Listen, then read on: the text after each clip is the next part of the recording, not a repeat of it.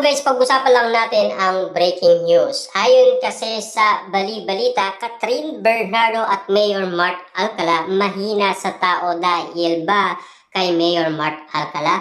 Ayon kasi sa update sa atin ng bali-balita, kapag lumalabas umano sina Mayor Mark Alcala at Catherine Bernardo, ang kumukuha ng photo nila, mga kasama lang ni Catherine Bernardo at Mayor Mark Alcala. Kasama na dyan yung pagkuha ng video. Parang hindi man yata pinapansin ng karamihan or mga netizens sa mall kapag sila ay napapansin or nakikita. Siguro nakikita lang sila pero hindi naman gaano kinukuhanan ng photos. Kasi tila hindi sang-ayon ang mga tao kasi pinagdududahan nga naman kasi kung bakit nga naman tila hanggang ngayon ay bangungot pa rin ito para kay Catherine Bernardo. Kaya nga naman kasi noong siya ay naling kay Mayor Mark Alcala, mas bumango ang pangalan Daniel Padilla. Yung dating inis na inis ang maraming tao kay Daniel Padilla dahil sa pagiging cheater niya ay nawala. Unti-unting bumabango ang pangalan Daniel Padilla. Kita nyo naman, natatalo na siya ni Daniel Padilla. Dahil patuloy lang nagiging successful si Daniel Padilla dahil sa ginagawa umano ni Catherine Bernardo.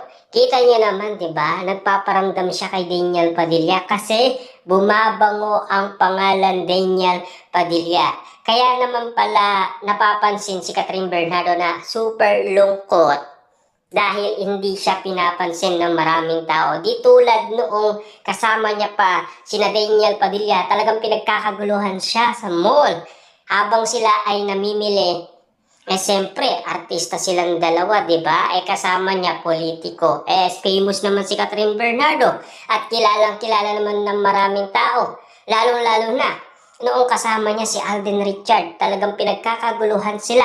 Kita niyo naman, yung after 5 years na hindi nanonood ng mga movie, nanood lang sila at lumabas sila para lamang masilayan sina Alden Richard at Catherine Bernardo.